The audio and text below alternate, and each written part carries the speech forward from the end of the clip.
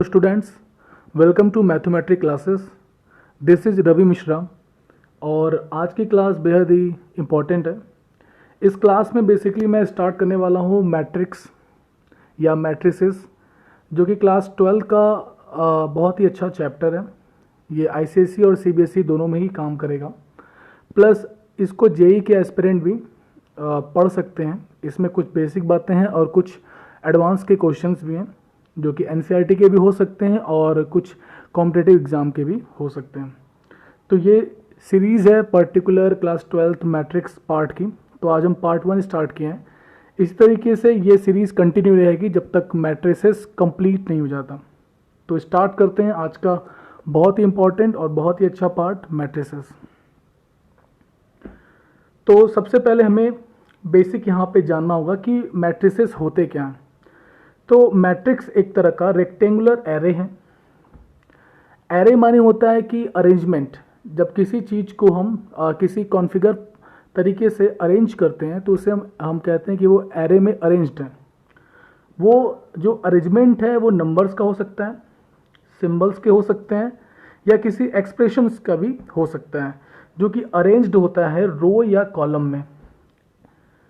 और जो वो नंबर्स हैं या फिर फंक्शंस भी हो सकते हैं, लाइक जैसे साइन, कॉस, लॉग के फंक्शंस भी हो सकते हैं। उन्हें जो इंट्रीज होती है उन्हें हम एलिमेंट्स कहते हैं या इंट्रीज भी कह सकते हैं। तो मैट्रिक्स एक तरीके का सिंगुलर फॉर्म होता है मैट्रिसेस का।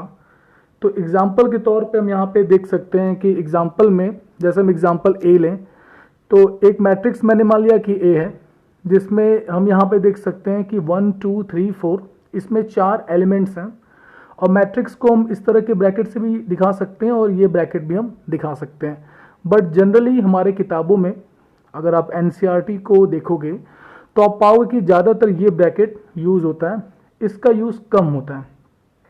लेकिन और भी साइड बुक्स वगैरह या आगे आप जब ग्रेजुएशन करोगे तो आप देखोगे कि हम मैट्रिक्स की जो नोटेशन होती है हम इसे इस प्रकार से भी इंडिकेट कर सकते हैं। तो बेसिकली आप किसी भी तरह का इंडिकेशन करो तो उससे कोई प्रॉब्लम नहीं है। तो इसे हम लोग इस तरीके से या इस तरीके से दिखाते हैं। एक सेकंड मैट्रिक्स भी हम ले सकते हैं, जैसे फर्स्ट मैट्रिक्स में कांस्टेंट थे, सेकंड मैट्रिक्स मैंने यहाँ पे वेरिएबल्स को ले लिया एक्स वाई जेड ए। एक सिंगल एलिमेंट का भी मैट्रिक्स हो सकता है। तो किसी तरीके से इसको अरेंज किया गया है रो और कॉलम में। तो ये जो अरेंजमेंट है, जो इसका फॉर्म है, इसे ही हम बेसिकली मैट्रिक्स के नाम पे जानते हैं। तो यहाँ तक की बातें क्लियर होंगी। मूव करते हैं नेक्स्ट पे। तो नेक्स्ट यहाँ पे बेसिकली जो टॉपिक है वह है ऑर्डर ऑफ मैट्रिक्स। सबसे पहले हमें जानना पड़ेगा कि ऑर्डर होता क्या है किसी मैट्रिक्स का। तो आप यहाँ पे ऑर्डर को जानने से पहले आपको जानना पड़ेगा कि रो और जो है कॉलम क्या होते हैं। तो बेसिकली जो रो और कॉलम की मीनिंग हम जानते हैं वही मीनिंग यहाँ पे भी है। तो रो जो हॉरिजेंटल यहाँ पे पार्ट दिखाई देगा कुछ इस तरीके से, ये सारा पार्ट जो है कहलाएगा रो। और जो हमें वर्टिकल चीज़ दिखाई देगी उसे बोलते हैं कॉलम्स। तो यहाँ पे हम देख सकते हैं कि रो यहाँ पे 2 हैं, जैसे मैंने R1 और R2 से इंडिकेट किया है। और जो कॉलम है वो भी यहाँ पे 2 है। फर्स्ट वाले जो है कॉलम को मैंने C1 दे दिया और सेकंड वाले कॉलम को C2 दे दिया नाम। तो इस तरीके से हम यहाँ से जान पाए कि रोज और जो है कॉलम क्या होता है। मैं एक बार फिर से रिवाइज कराता हूँ कि जो हॉरिजेंटल पाथ है कुछ इस तरीके से, वो कहलाता है रो। जैसे ये फर्स्ट रो है, ये जो है सेकंड रो है। और ये जो पार्ट है ये कहलाता है कॉलम। तो ये फर्स्ट कॉलम और ये सेकंड कॉलम है। तो यहाँ पे 2 रो और 2 कॉलम से बना एक मैट्रिक्स है, यानी कि अरेंजमेंट है। तो ऑर्डर क्या होता है? ऑर्डर होता है number of rose cross number of column. यहाँ पे क्रॉस का मतलब मल्टीप्लाई नहीं है, यहाँ ये सिंपल एक नोटेशन है जो कि बता रहा है कि नंबर ऑफ रोज और कॉलम को आप जब एक साथ इस नोटेशन के फॉर्म पे रखते हो तो वह जो है ऑर्डर कहलाता है किसी भी मैट्रिक्स का। तो ऑर्डर ऑफ मैट्रिक्स हम यहाँ से देख सकते हैं। सबसे पहले हम रो लिखते हैं, तो नंबर ऑफ रोज यहाँ पे 2 है, तो 2 क्रॉस 2। इसी तरीके से मैट्रिक्स को डिनोट करने का या दिखाने का एक और तरीका है। जैसे मैंने कहा कि लेट अ मैट्रिक्स ए, फिर मैंने मैट्रिक्स का बॉक्स यहाँ बनाया और साथ में लिखा A I J M cross N। ए आई जे यहाँ पे एलिमेंट दिखाएगा मैट्रिक्स का, जहाँ पे आई जो है वो रो है और जे यहाँ पे कॉलम है, कि ये पोजीशन बताता है कि किस पर्टिकुलर रो में या किस पर्टिकुलर जो है कॉलम में वो एलिमेंट लाई कर रहा है। अभी इसके बारे में और बातें जानेंगे। और एम क्रॉस एन, जैसा कि ऊपर मैंने बताया कि ऑर्डर है, ऑर्डर ऑफ मैट्रिक्स। तो ऑर्डर ऑफ मैट्रिक्स को हम इस पोजीशन पे नीचे मैट्रिक्स बॉक्स के सबस्क्रिप्ट में लिखते हैं। सबस्क्रिप्ट मतलब नीचे की तरफ किनारे। तो यहाँ तक की बातें आप समझ पाओगे।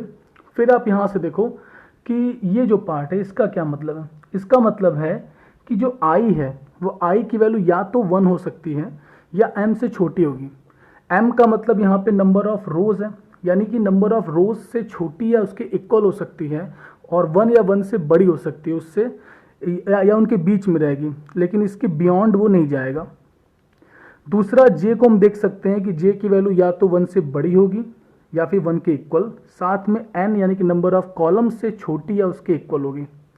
ये ऑब्वियस सी बात है कि किसी भी अगर मैट्रिक्स में बात करेंगे तो नंबर ऑफ जो रो है या कॉलम है, जो एलिमेंट है उसकी पोजीशन उनसे ज़्यादा ऑब्वियस सी बातें नहीं हो सकती। तो आगे बढ़ते हैं, जहाँ पे i और j जो हैं वो नेचुरल नंबर के सेट को बिलोंग करते हैं। नेचुरल नंबर के सेट को बिलोंग करने का मतलब है कि i और j की वैल्यू काउंटिंग नंबर्स हो सकती है, लाइक 1 2 3 4 एंड सो ऑन। ये फ्रैक्शन में नहीं आएगा, जीरो नहीं हो सकता, ठीक है। तो अगर हम मैट्रिक्स ए को कुछ दिखाना चाहें तो इस तरीके से दिखा सकते हैं कि जो मेरा पहला एलिमेंट है वो A11 है।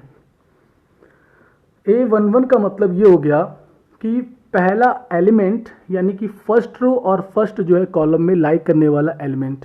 तो फर्स्ट रो और फर्स्ट कॉलम में लाई करने वाला एलिमेंट A11 हम यहाँ लिखेंगे। सिमिलरली A12 हम फर्स्ट रो और सेकंड कॉलम, ये फर्स्ट रो है और ये जो है सेकंड कॉलम।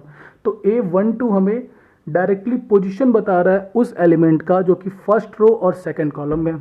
सिमिलरली A13 है फर्स्ट रो और थर्ड कॉलम।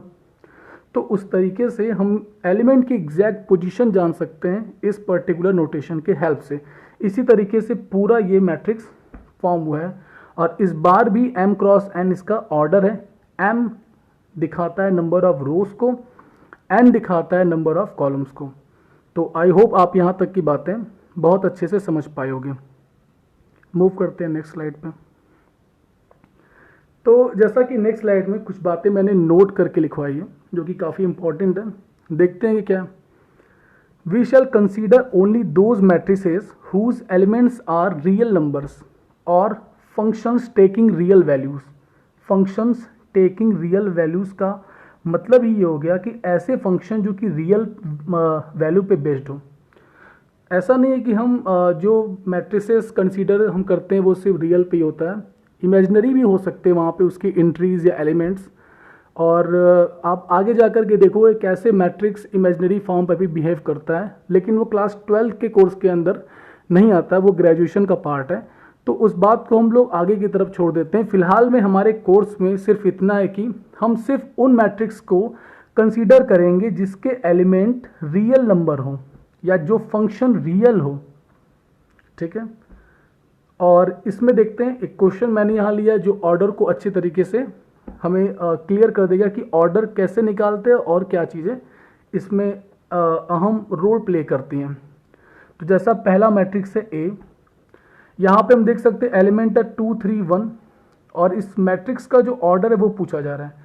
तो मैंने ऑर्डर लिखा 1 क्रॉस 3। ऐसा क्यों? क्योंकि यहाँ पे सिर्फ एक ही रो है और 3 कॉलम है, ठीक है। इसलिए पहले हम नंबर ऑफ रोज को लिखते हैं, फिर क्रॉस लगाते हैं साइन और 3। इस क्रॉस का मतलब मल्टीप्लाई बिल्कुल नहीं होता, मैं ये बात फिर से रिवाइज कर रहा हूँ। तो यहाँ पे ये जो ऑर्डर है वो हो जाएगा 1 क्रॉस 3, जिसे हम यहाँ भी लिख सकते हैं।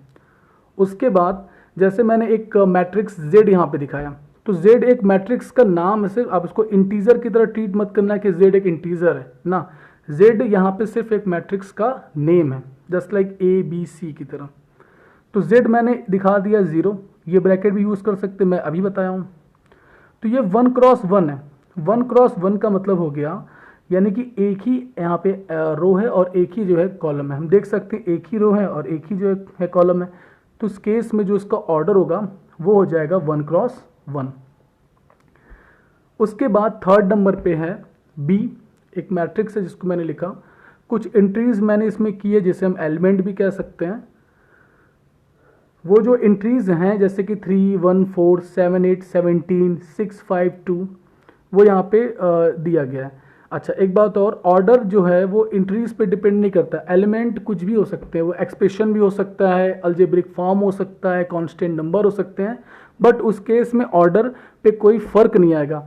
ऑर्डर सिर्फ इस बात पे डिपेंड करता है कि how many numbers of rose and columns, वहाँ पे कितने नंबर ऑफ कॉलम या कितने नंबर ऑफ रोज है वो इस बात पे डिपेंड करता है। तो ऑर्डर हमें यहाँ से मिल जाएगा 3 क्रॉस 3। रीजन क्या है? रीजन सिंपल है कि यहाँ पे 3 रोज हैं और 3 यहाँ पे जो है कॉलम है। सो नंबर ऑफ रोज को हम पहले लिखेंगे और नंबर ऑफ कॉलम को क्रॉस के जस्ट बाद लिखेंगे, तो 3 क्रॉस 3 इसका ऑर्डर बन जाएगा। बहुत ही सिंपल है, ये 1 नंबर में बोर्ड के एग्जाम में आ सकता है क्लास 12 के। फिर हम देख सकते हैं यहाँ पे फोर्थ पार्ट है सी। इस फोर्थ पार्ट में हमें ऑर्डर बताना है, तो सेम बात है, यहाँ पे हम देख सकते हैं कि 3 यहाँ पे रोज हैं और 4 यहाँ पे कॉलम्स हैं। तो इस केस में 3 क्रॉस 4 इसका ऑर्डर बन जाएगा और 3 क्रॉस 4 हम यहाँ भी लिख सकते हैं। एक्चुअली में ऑर्डर की जो पोजीशनिंग होती है वो यही होती है, इस बात को आप ध्यान रखिएगा। फिर हम देखें आगे की स्लाइड पे कुछ बातें। इस स्लाइड पे हम देखेंगे कुछ नोट करके बातें कि number of elements in a matrix, जैसे एक मैट्रिक्स है किसी भी ऑर्डर का हो सकता है, उसमें नंबर ऑफ एलिमेंट कितने आएंगे। तो अगर ऑर्डर दिया गया है m क्रॉस n, तो वहां पे number of element m into n आएंगे। अब यहाँ पे इंटू का मतलब प्रोडक्ट ही है, समझेंगे एग्जाम्पल से इस बात को। तो देखते हैं एग्जाम्पल इसका। एग्जाम्पल मैंने लिखा कि जैसे एक मैट्रिक्स है जिसका ऑर्डर 3 क्रॉस 2 है, तो उसमें नंबर ऑफ एलिमेंट्स कितने होंगे? 6 होंगे। अब इनको मैं मल्टीप्लाई कर दूंगा, जितना 3 और 2 यहाँ पे है, जितना कॉलम है जितना रो है उसको मल्टीप्लाई कर देंगे, तो हमें मल्टीप्लाई करने पे जो आंसर देगा वह कहलाएगा कि उसका उस पर्टिकुलर मैट्रिक्स में कितने एलिमेंट होंगे। तो यहाँ पे अगर 3 क्रॉस 2 का मैट्रिक्स है तो उसमें 6 एलिमेंट होंगे। अगर मैट्रिक्स का ऑर्डर 2 क्रॉस 3 होता तब भी वहाँ पे 6 एलिमेंट्स ही होते हैं, क्योंकि यहाँ फिर से आप मल्टीप्लाई करोगे तो भी आप 6 ही पाओगे। तो इस चीज़ से आप कंफ्यूज मत होना। अब दूसरी बात यहाँ पे, जैसे इफ अ मैट्रिक्स ए मैंने लिखा, इस तरीके से भी हम नोट करते हैं या डिनोट करते हैं मैट्रिक्स को, ए आई जे और 2 क्रॉस 2। मैंने यहाँ पे मेंशन कर दिया कि 2 क्रॉस 2 यानी ऑर्डर मैंने फिक्स कर दिया किसी मैट्रिक्स का, और आई जे ये पोजीशन को दिखा रहा है, ith रो है और जे जो है कॉलम है। तो ए आई जे में जो आई जे है वो कुछ इस तरीके से रिलेशन में है, आई प्लस 2j का होल स्क्वायर डिवाइडेड बाई 2, और पूछा गया कि वो मैट्रिक्स ए क्या है। तो ये बेसिकली एनसीईआरटी का क्वेश्चन है और जो कि बहुत आसान है। इस टाइप के क्वेश्चन आपको एनसीईआरटी में बहुत सारे मिल जाएंगे। तो आज अभी बेसिक पार्ट चल रहा है, हमें किसी भी एडवांस पार्ट को पढ़ने से पहले बेसिक जानना जरूरी है किसी भी चैप्टर का, तभी हम उसमें अपने आप को इन्हेंस कर सकते हैं और उसे और अच्छी तरीके से डील कर सकते हैं। तो आज हम लोग देखेंगे सिर्फ इसके बेसिक पार्ट और कुछ अच्छे अच्छे एग्जाम्पल। तो जैसा कि यहाँ पे ए की हम बात करेंगे, सबसे पहले एलिमेंट का नाम यहाँ पे लिख देंगे हम, जैसे A11, A12, A21, A22, इसको हम यहाँ से लिख सकते हैं। अब A11 का मतलब कि I की वैल्यू 1 है और J की वैल्यू भी 1 है, तो I और J हम यहाँ पे पुट करेंगे, तो 1 प्लस 2 इंटू 1 का होल स्क्वायर बाई 2, जो भी I और J है उसको यहाँ पे हम पुट करेंगे और उसके अकॉर्डिंग ये सॉल्व हो करके हमको देगा, तो यहाँ से हमें मिल जाएगा 9/2। यहाँ सिंपल जो है कैलकुलेशन है कि 1 प्लस 2 इंटू 1 यानी 3 का स्क्वायर 9 और 9/2। इसी तरीके से A12 हम निकाल सकते हैं। A12 में हम देखें तो हम कह सकते हैं कि 1 प्लस 2 इंटू 2 का होल स्क्वायर, तो पहले मल्टीप्लाई करते हैं तो 4 होगा, 4 प्लस 1 5 होगा, 5 का स्क्वायर करेंगे 25 आएगा, 25/2 सेकेंड एलिमेंट की वैल्यू है, यानी कि फर्स्ट रो और सेकेंड जो है कॉलम में लाई करने वाले एलिमेंट की वैल्यू है 25/2। A21 ऐसे निकालेंगे तो हम पाएंगे 2 प्लस 2 इंटू 1 का होल स्क्वायर डिवाइडेड बाई 2, हमें यहाँ से 8 मिल जाएगा। A12 हम निकालेंगे तो हम यहाँ से देख सकते हैं A22 हम निकालेंगे तो हमें यहाँ से मिल जाएगा A22 यानी कि 2 इंटू 2 प्लस 2 का होल स्क्वायर डिवाइडेड बाई 2 जो कि 18 आएगा। तो हमारे पास फाइनल जो मैट्रिक्स है वह बन जाएगा A इज इक्वल टू 9/2, 25/2, 8 और 18 जो कि हमारा फाइनल आंसर होगा। इस पर्टिकुलर स्लाइड में हम देखेंगे कि टाइप्स ऑफ मैट्रिसेस क्या होते हैं, टाइप्स ऑफ मैट्रिसेस कितने हैं, और बारी बारी हम सभी मैट्रिक्स के टाइप के बारे में अच्छे तरीके से रीड करेंगे। इससे भी क्वेश्चन आ सकते हैं। तो बेसिक हमें जब भी मैट्रिक्स के बारे में पढ़ना होगा तो हमें पहले पता हो कि मैट्रिक्स कितने टाइप में डिवाइडेड है। मैट्रिक्स के बारे में जान लिया, अब उसके जो टाइप्स हैं उनके बारे में सीखते हैं। तो पहला टाइप है कॉलम मैट्रिक्स। कॉलम मैट्रिक्स में जैसा कि दिया गया it has only one column, एक कोई भी मैट्रिक्स, ऐसा मैट्रिक्स जिसमें सिर्फ एक ही कॉलम हो, उस पर्टिकुलर मैट्रिक्स को हम कॉलम मैट्रिक्स कहते हैं। अब वहाँ पे नंबर ऑफ रोज कितने भी हो सकते हैं, एक भी हो सकते हैं, दो भी हो सकते हैं, तीन भी हो सकते हैं, चार भी हो सकते हैं और सो ऑन, ऐसे कितने भी हो सकते हैं। सिर्फ एक ही कंडीशन है कि वहाँ पे नंबर ऑफ कॉलम सिर्फ वन होना चाहिए। तो अगर एक ही कॉलम है तो उसे हम कॉलम मैट्रिक्स कहते हैं। तो इस तरीके से भी डिनोट कर सकते हैं और इस तरीके से भी हम इस टाइप को डिनोट कर सकते हैं कि मैंने एलिमेंट AIG लिखा और M यहाँ पे कुछ भी आप लिख सकते हो, लेकिन कॉलम मैंने फिक्स कर दिया एक। Next row matrix. Row matrix भी कुछ वैसा ही है जहाँ पे it has only one row, ऐसा मैट्रिक्स जिसमें सिर्फ एक ही रो और कॉलम कितने भी हो सकते हैं, चाहे वो एक रहें, दो रहें, तीन रहें, चार रहें, सो ऑन, लेकिन सिर्फ रो जो है एक होना चाहिए। तो उस केस में मैंने जैसे B मान लिया वो मैट्रिक्स है और यहाँ पे रो सिर्फ मैंने एक दिखा दिया और कॉलम यहाँ पे दो भी हो सकते हैं, तीन भी हो सकते हैं, चार भी हो सकते हैं। तो फिलहाल मैं दो का ही रखा। तो ये एक रो मैट्रिक्स है। इस मैट्रिक्स को कुछ इस तरीके से भी दिखा सकते हैं जहाँ पे नंबर ऑफ रो को मैंने फिक्स कर दिया वन और n आप यहाँ पे कुछ भी ले सकते हो, यानी कि नंबर ऑफ कॉलम कुछ भी हो सकता है। नेक्स्ट हम बात करेंगे स्क्वायर मैट्रिक्स की, जो मोस्ट इंपॉर्टेंट मैट्रिक्स है टाइप्स ऑफ मैट्रिक्स में। तो स्क्वायर मैट्रिक्स होता क्या है कि जहाँ पे नंबर ऑफ रोज और कॉलम्स वो आपस में इक्वल होते हैं। अगर नंबर ऑफ रोज और कॉलम आपस में इक्वल हैं then that type of matrix should be known as square matrix. तो स्क्वायर मैट्रिक्स के बारे में यहाँ से हम लोगों ने जाना, इसी बात को मैंने यहाँ पे लिखा भी है। तो एक मैंने मैट्रिक्स C लिख दिया जो कि स्क्वायर मैट्रिक्स को शो कर रहा है। तो यहाँ पे आप देख सकते हो कि नंबर ऑफ रोज भी दो हैं और नंबर ऑफ कॉलम भी दो हैं। तो 2 क्रॉस 2 यहाँ से हमें इसका ऑर्डर मिलेगा। सिमिलरली एक मैट्रिक्स D है जहाँ पे नंबर ऑफ रोज 3 है और नंबर ऑफ कॉलम भी 3 है। तो उस केस में ये एक स्क्वायर मैट्रिक्स को शो करता है। करते हैं नेक्स्ट मैट्रिक्स डायगोनल मैट्रिक्स की। तो डायगोनल मैट्रिक्स की सबसे पहली कंडीशन है कि वो एक स्क्वायर मैट्रिक्स होना चाहिए। तो स्क्वायर मैट्रिक्स हो, ये सबसे पहली कंडीशन। और डायगोनल मैट्रिक्स उसे तभी कहेंगे जब उसके नॉन डायगोनल एलिमेंट्स ज़ीरो हों। नॉन डायगोनल एलिमेंट का मतलब कि डायगोनल में जो एलिमेंट लाई कर रहे हैं उनके अलावा जितने भी एंट्रीज या एलिमेंट्स हैं वो ज़ीरो होने चाहिए। तब वो मैट्रिक्स जो है, तब वो स्क्वायर मैट्रिक्स डायगोनल मैट्रिक्स कहलाता है। तो बहुत ही सिंपल है। डायगोनल को हम कुछ इस साइड से लेते हैं, लेफ्ट हैंड साइड से अपर में स्टार्ट करते हैं और राइट हैंड साइड में नीचे की तरफ जाते हैं, इस तरीके से। कभी भी आप डायगोनल को इस तरीके से मत लेना, इस तरीके से लोगे तो वो रॉन्ग हो जाएगा, ध्यान रखिएगा। तो यहाँ पे जैसे मैंने एक मैट्रिक्स A लिखा जहाँ पे -1 और 1 इसके डायगोनल के एलिमेंट्स हैं, रेस्ट ऑफ द एलिमेंट्स यहाँ पे 0 हैं जैसा कि इसकी कंडीशन होती है। और यहाँ पे भी सेम केस है कि डायगोनल एलिमेंट B वाले पार्ट में 5, 1.5 और -1 है, बाकी सारी एंट्रीज यहाँ पे 0 है। सो B एक डायगोनल मैट्रिक्स है। सिमिलरली C भी एक डायगोनल मैट्रिक्स है, क्योंकि यहाँ भी आप देख सकते हो कि पहला एलिमेंट ही सिर्फ है, बाकी और एलिमेंट यहाँ मेंशन ही नहीं किए गए हैं, लेकिन फिर भी ये एक डायगोनल मैट्रिक्स है बिकॉज यहाँ पे डायगोनल में एलिमेंट लाई कर रहे हैं इसलिए। उसके बाद कुछ बातें यहाँ पे देखते हैं। जैसा कि मैंने लिखा कि एक ऑर्डर 1 का मतलब क्या होता है। कि जब भी क्वेश्चन में आता है कि ये एक मैट्रिक्स ऑर्डर 1 का है, ऑर्डर 2 का है या ऑर्डर 3 का है या फिर ऑर्डर 4 भी हो सकता है।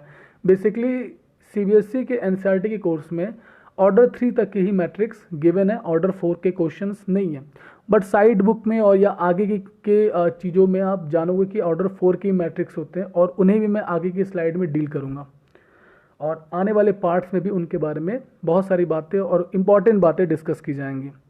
फिलहाल में ऑर्डर 1 का मतलब जिसमें एक ही रो और एक ही कॉलम हो, यानी वो फर्स्ट कंडीशन क्या है कि स्क्वायर मैट्रिक्स की बात यहाँ पे करेगा। तो ऑर्डर 1 का मतलब 1 क्रॉस 1, ऑर्डर 2 का मतलब 2 क्रॉस 2, ऑर्डर 3 का मतलब 3 क्रॉस 3 होता है। तो ये बातें आप लोग को समझ में आ गई होंगी। अब बात करते हैं स्केलर मैट्रिक्स की कि स्केलर मैट्रिक्स क्या होता है। तो ऐसा डायगोनल मैट्रिक्स, अब स्केलर मैट्रिक्स की पहली कंडीशन क्या हो गई, डायगोनल मैट्रिक्स। अगर ये डायगोनल मैट्रिक्स है तो दैट मीन्स कि यहां पे हम सबसे पहले ये मान के चलेंगे कि ये स्क्वायर मैट्रिक्स भी है। तो diagonal matrix is said to be a scalar matrix if its diagonal elements are equal, यानी कि अगर इसके डायगोनल एलिमेंट्स आपस में इक्वल हो जाएं। अभी तक क्या था कि डायगोनल मैट्रिक्स है तो डायगोनल में ही सिर्फ एलिमेंट लाई करेंगे और अदर एंट्री जीरो होंगी, लेकिन यहाँ पे एक और कंडीशन ऐड ऑन है कि डायगोनल एलिमेंट आपस में इक्वल होंगे। तो उस केस में जैसे मैंने एक मैट्रिक्स 3 ले लिया तो यहाँ से 1 क्रॉस 1 का है तो ये सफिशिएंट है स्केलर बोलने के लिए या डायगोनल बोलने के लिए। यहाँ या इसको हम स्क्वायर मैट्रिक्स भी बोल सकते हैं बिकॉज ये सारे एक ही टाइप से बनते हैं। और दूसरा मैट्रिक्स जैसे कि -1 और 1 लिख -1 लिख लिया, एलिमेंट हमको सेम चाहिए डायगोनल में और डायगोनल मैट्रिक्स है तो अदर एंट्रीज आर 0। सेम तरीके से ये हो गया कि डायगोनल में 2 2 2 हैं और बाकी जो एंट्रीज है वो 0 हैं। तो इस केस में ये स्केलर मैट्रिक्स होगा। नेक्स्ट हम बात करेंगे नेक्स्ट मोस्ट इंपॉर्टेंट मैट्रिक्स। ये मैट्रिक्स है आइडेंटिटी मैट्रिक्स। और इसे मैं क्यों इंपॉर्टेंट बोल रहा हूँ, ये आने वाली स्लाइड्स और आने वाले पार्ट में आप ऑटोमेटिक समझ पाओगे जब इस पे बेस्ड क्वेश्चन बहुत ज़्यादा आपको डील करने पड़ेंगे और बोर्ड में भी इसके क्वेश्चन बहुत सारे होते हैं। तो आइडेंटिटी मैट्रिक्स बेसिकली एक डायगोनल या स्क्वायर मैट्रिक्स है जिसके डायगोनल एलिमेंट्स इक्वल तो होंगे, इक्वल सिर्फ होते तो ये स्केलर कहलाता, लेकिन इक्वल टू 1 हो गए तो ये ऑटोमेटिक आइडेंटिटी मैट्रिक्स कहलाएगा। ठीक है, तो ये डायगोनल मैट्रिक्स होने के साथ साथ इसके जो डायगोनल एलिमेंट आपस में इक्वल होंगे और साथ में वो जो इक्वल है वो 1 के इक्वल होंगे, तब उस केस में वो आइडेंटिटी मैट्रिक्स कहलाता है। अब जैसे कि आइडेंटिटी मैट्रिक्स ऑफ ऑर्डर 1 यानी 1 क्रॉस 1 यानी एक ही रो और एक ही कॉलम, तो यहाँ पे 1 को मेंशन करेंगे, एलिमेंट फिक्स यहाँ 1। आइडेंटिटी मैट्रिक्स ऑफ ऑर्डर 2 तो 1 0 0 1 डायगोनल एलिमेंट 1 1, ये हो गया आइडेंटिटी मैट्रिक्स ऑफ ऑर्डर 2। इसी तरीके से identity matrix of order 3 1 1 1 diagonal में और अदर एंट्रीज इसकी 0, ये आइडेंटिटी मैट्रिक्स ऑफ ऑर्डर 3 होगा। उसके बाद नेक्स्ट पार्ट यहाँ बात करेंगे कि जीरो मैट्रिक्स क्या होता है। जीरो मैट्रिक्स को हम नल मैट्रिक्स भी कहते हैं। तो जीरो मैट्रिक्स का मतलब होता है कि सारे एलिमेंट इसके जीरो होंगे। अब यहाँ पे ये जरूरी नहीं कि ये स्क्वायर मैट्रिक्स हो, ये किसी भी टाइप का मैट्रिक्स हो सकता है, row matrix, column matrix, square matrix या किसी भी टाइप का मैट्रिक्स हो सकता है। बट यहाँ पे सिर्फ एक ही कंडीशन है कि सारे एलिमेंट इसके जीरो होंगे, सारी एंट्रीज हम जीरो लिखेंगे। तो जैसा यहाँ पे आप मैट्रिक्स देख सकते हो कि इसमें सारी एंट्रीज क्या है, 0 0 0 गिवन है। तो ये सिंपल है बट इसका ये काफ़ी यूजफुल भी है, आगे देखेंगे इसके एप्लीकेशन। इस पर्टिकुलर स्लाइड में हम बात करेंगे कि कब मैट्रिक्स आपस में इक्वल हो सकते हैं, यानी मैट्रिसेस की इक्वालिटी की कंडीशन क्या है। तो सबसे पहली कंडीशन है कि they are of the same order, यानी कि वो मैट्रिक्स जिनकी इक्वालिटी की हम बात कर रहे हैं वो दोनों सेम ऑर्डर के होंगे।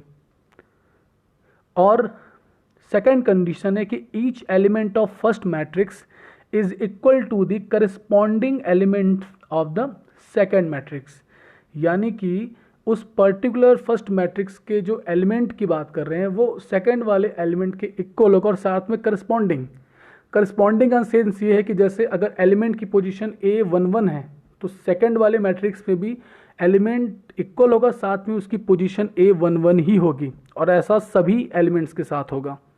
जैसे एग्जांपल में 1 2 3 4 मैंने फर्स्ट मैट्रिक्स में लिखा, एकदम एग्जैक्ट सेम मैट्रिक्स को मुझे यहाँ पे लिखना पड़ेगा 1 2 3 4, तो इसकी पोजीशन भी सेम है, देख सकते हो आप।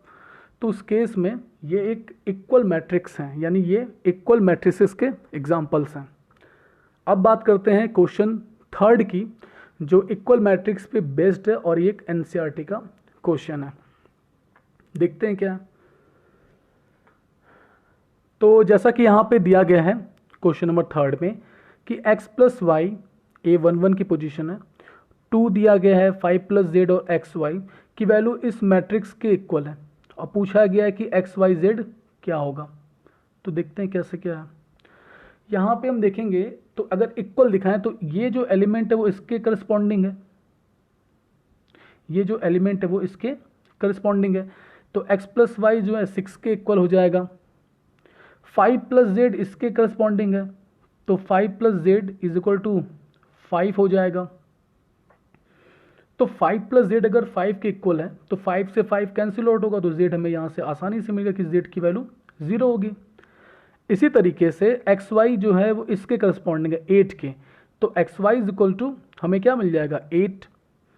अब हमें एक्स और वाई बताना है। अब आप खुद सोचो, क्लास 9th में हम लोगों ने ये पढ़ा था कि अगर x प्लस वाई आपके पास दिया गया है, एक्स वाई आपके पास दिया गया है और आपसे पूछा जा रहा है कि x और y की वैल्यू क्या होगी, तो किसी तरीके से अगर हम x माइनस वाई निकाल दें तो ऑटोमेटिक हम दोनों को सॉल्व करके x प्लस वाई और x माइनस वाई को सॉल्व करके हम आसानी से x और y निकाल सकते हैं। तो यहाँ मैंने एक फार्मूला लिखा कि x माइनस वाई का whole square is equal to x plus Y का होल स्क्वायर माइनस 4xy। अब देखो ये कैसे बनेगा कि x माइनस वाई का होल स्क्वायर होता है X square plus Y square minus 2xy। अगर माइनस 2xy में मैं प्लस 4xy ऐड कर दूं और उतना ही सब्ट्रैक्ट कर दूं माइनस 4xy लिख करके, तो चीज़ें बैलेंस्ड होंगी। और X square plus Y square minus 2xy plus 4xy को सॉल्व करेंगे तो क्या आएगा, X square plus Y square plus 2xy, और बैलेंस करने के लिए माइनस 4xy लिखा ही था।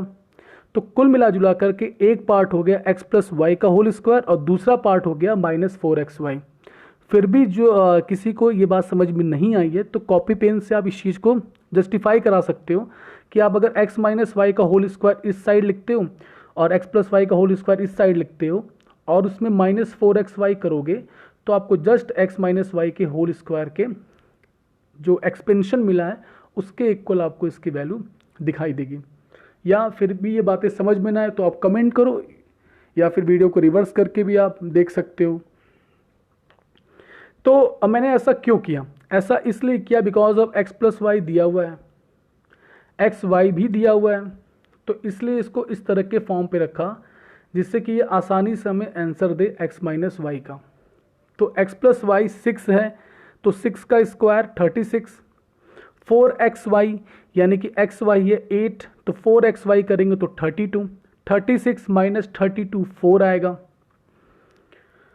तो x माइनस वाई जो है स्क्वायर है तो इस साइड आकर के प्लस माइनस रूट 4 यानी कि प्लस माइनस 2 हो जाएगा।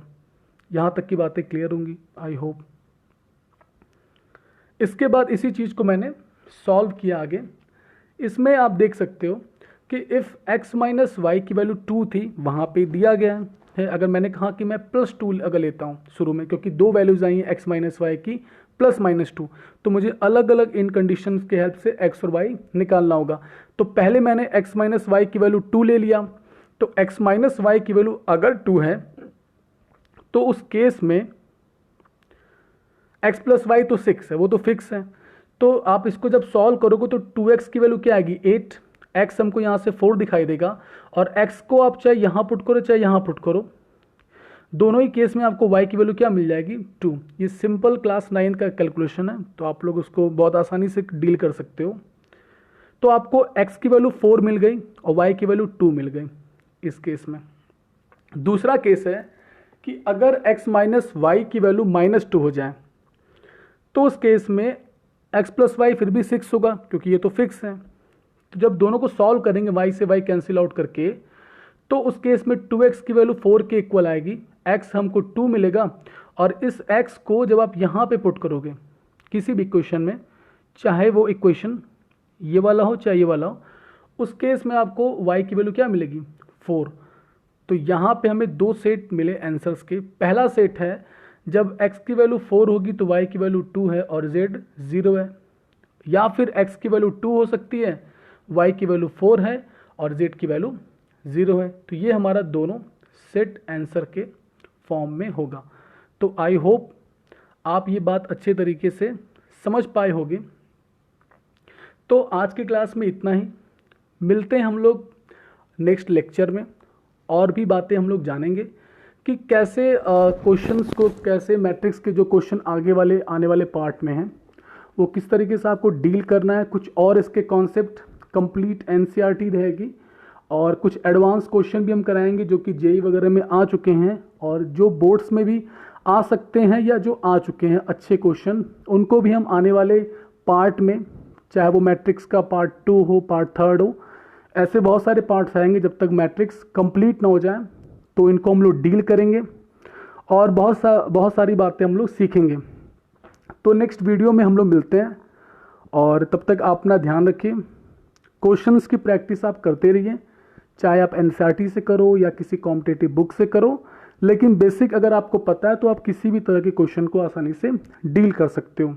तो इन्हीं सब बातों के साथ आज की वीडियो को मैं समाप्त करता हूँ।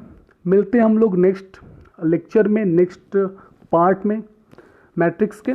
तब तक आप अपना ध्यान रखिए, घर पे रहिए, सेफ रहिए और पढ़ाई करते रहिए। किसी भी तरह की प्रॉब्लम हो पढ़ाई से रिलेटेड तो आप मुझे कमेंट करो, मैं आपके क्वेश्चंस को सॉल्व करने का, आंसर देने का पूरी कोशिश करूँगा। और मिलते हैं हम लोग नेक्स्ट क्लास में। Thank you.